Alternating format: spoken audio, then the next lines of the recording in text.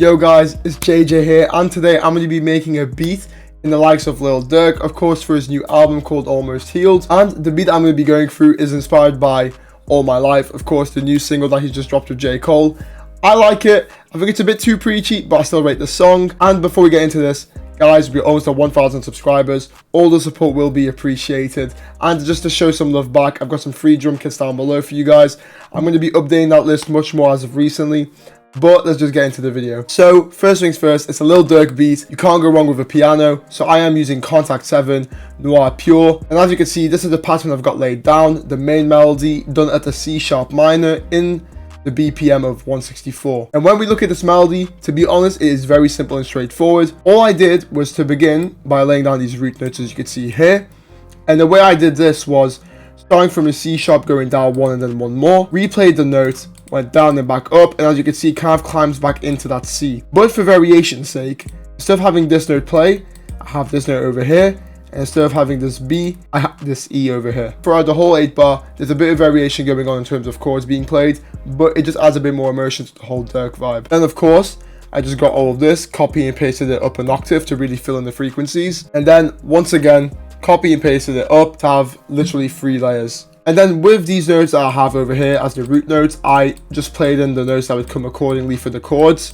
Very simple, straightforward yet again, as you could see. And then for some variation once more, to have the chords interesting, I added some of my transitional notes, even played them a bit, and then even added this nice little like stabby chord effect. And then the 2 final things to make this really nice, I individually strummed all of the chords. So what I did was, for example, let's start with the first one. I'd go to the first chord of each like 4-bar start, click Alt S, do a little bit of strumming however I like. Then for example, I'd move on to the next chord, I'd highlight it all again, click strum, but then I'll just change the strumming a bit so it sounds very human. And I'll just repeat the process for every single chord. And then the final thing I did was just click Alt R, and as you can see, I randomized the velocities accordingly just to make it sound much more human and give it a very natural tone for Lil Durk. And with that being said, this is what the chord progression sounds like.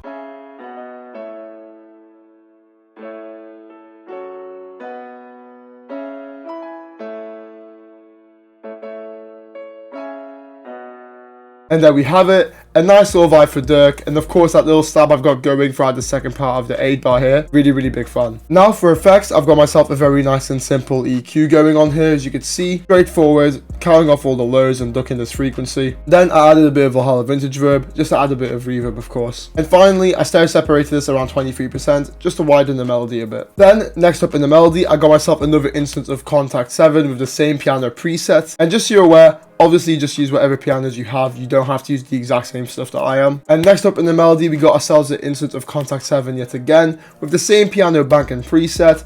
But for your sake guys, if you don't have it, honestly just use a piano that you have and whatever works best for you. And from what we can see here, I've just done a counter melody / the top line, and I wanted to do it in a separate pattern because some parts in the beat I take it out, put it back in, you know, a bit of variation. And to be honest guys, the way I broke it down was play whatever sounds good to ear, and this is what it was. But there's a little trick I want to show you. When we zoom into these notes over here, for example, if I go on the magnet tool and use quarter step and we properly zoom in. So if we properly zoom in and look at this note, for example, over here, I went to the magnet tool, went onto 1/6 step, into the note, literally where it would be playing, but then I just drag this note instead of here to here, and it gives it a nice little like natural roll, and it sounds really good as I've done it with this note over here, up here, here, and here. I advise that you don't abuse it, but I really recommend using it, of course. It makes it sound amazing and it's really nice. So without further ado, this is what the melody now sounds like with a top line.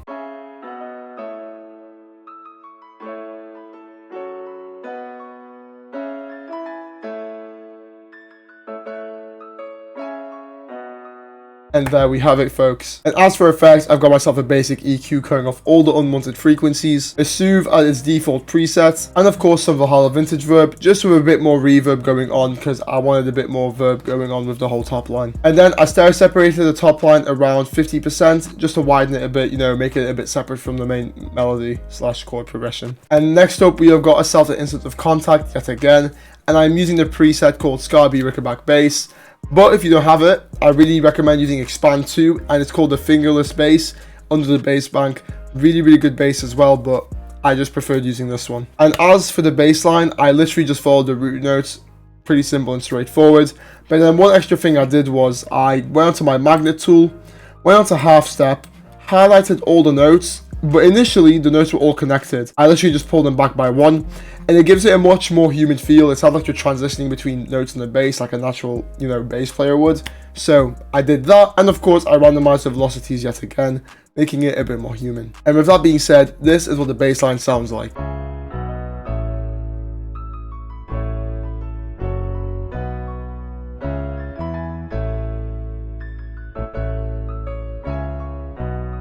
And there we have it, bass line really filling in that low end nicely. And for the effects, I actually didn't put anything on it, so let's just move on to the final component. And last but not least, we've got ourselves an instance of, yet again, Contact 7, using the bank known as Strings as Winter, and I use a preset called Violas, SUL, Ponce, Spiccato. But again, Expand 2 has really good violins, because I used to always just use it for violins and strings, but now I've got my hands on this, so this is what I've used instead. And for the pattern, as you guys can see, it's very straightforward. I literally just copy and pasted the chords from the original progression, and then just made these nice little stabbing notes out of them, and then clicked Alt-R to randomize my velocities yet again. So for the effects, I whacked on an EQ, cutting off all the lows. Then I added Valhalla Vintage Verb, just to add some ambience, of course, and a bit of, a bit more reverb than usual. And I stereo separated at 70%, just to really widen it out in the mix, giving it a bit more of a grand feel to the whole string section. And now the final thing I actually did to the whole melody was I rendered it all out. I took it down one semitone using this plugin, and that went from a C sharp minor down to a C minor. And then I added this instance of RC20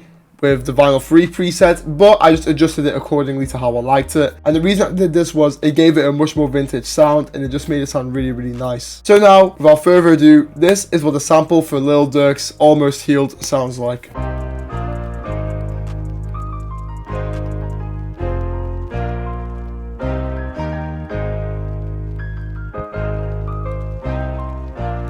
And there we have it, folks, the sample for Almost Healed.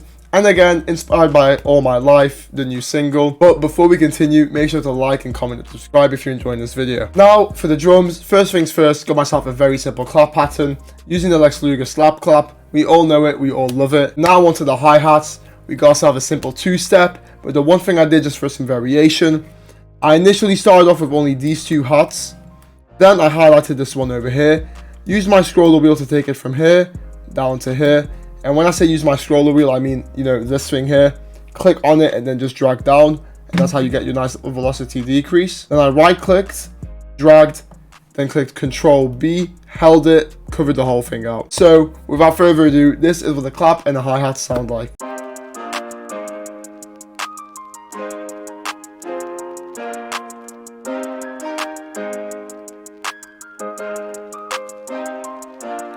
There we have it. Nice, simple, but really does the job nicely. And the reason I kept it simple is because the melody already does a lot. It's very complex, very full. So I thought for drums, let me just keep it nice, simple, and let Durk just rap over a beat how he would. Next up, of course, we got ourselves the 808 pattern, and what I'm using is the Spins 808. And all I'm doing as well is just following the root notes of the chords.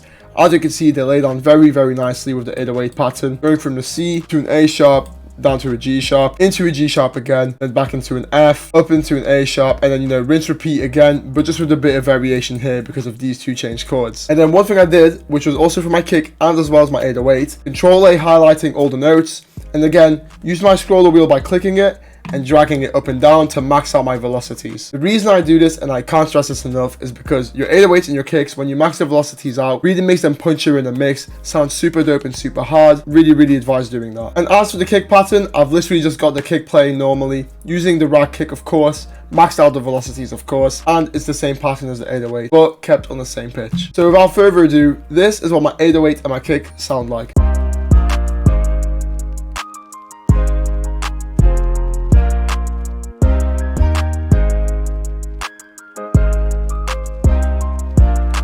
And there we have it. Now for the final two components. First things first, being the snare. Got a nice little pattern, repeats every 4 bar, as you can see. Standard pattern. Start off with this one snare, copy and paste it over, but then add this extra note in for a bit more bounce. And as well as that, going onto the control panel here, and then changing from no velocity to pan. I actually manually panned these notes because when they play, it sounds really good with your headphones on, and I did it just for that little bit of variation in ear candy. And last but not least, I added this one simple crash, plays at the start of every 8 bar. And finally, here is the full beat for Lil Durk. And finally, here's the full beat inspired by Lil Durk's. Finally, here's the full beat inspired by Lil Durk's coming project, Almost Healed.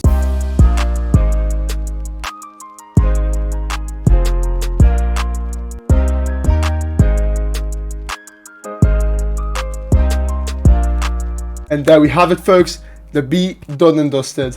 But before we end this video, let me just break down to you guys the beat structure. So, looking at the beat, very simple and straightforward. Let's start with the intro. First things first, coming in with the intro, I start off with the bass line as well as the main chords. It's still into the intro, I introduce a crash with the hi-hats and the clap, then using my beat tag just before the beat drop, as a little indicator. Next up, we have the chorus section being a total of 16 bars, which is 2 8 bars long. Starting it off with, again, just a basic chord progression, introduce the kick and 808, and remove the bass line, of course. But for the second half, I now introduce a little string section that I had before. Sounds really nice. Sounds real nice in the second half of the chorus, so I introduce it.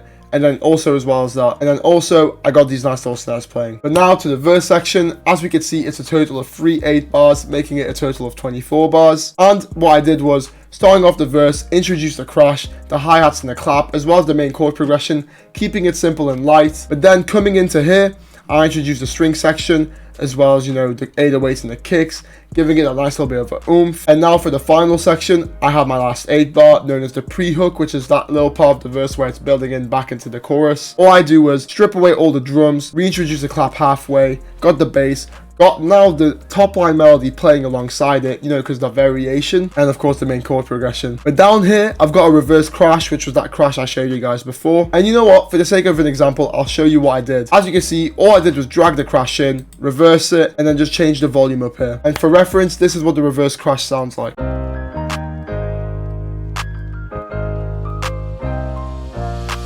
And there you have it. As you can see, really helps build back into the chorus. But then all I do is just copy and paste the chorus from here back into here, of course. Switch it up a bit for the verse section, the second verse. Now starting off with the top line melody, strip away some of the drums at the beginning, then bring in the strings again for the main section, having this nice little build up section with all of the sampled elements. Then we have the final pre-hook, of course, all of the sample playing alongside the clap and the hi-hats. Then we've got the last chorus, and then a little cool outro, which is just a sample by itself with a crash in the end. In total, we have a 16 bar intro. As well as that, we've got 2 24 bar verses, and last but not least, we've got 3 16 bar choruses. And that's how we do it. Nice and simple. Thanks again for watching. I hope you guys have enjoyed the tutorial, and make sure to like, comment, subscribe, and I'll see you in the next one. Peace.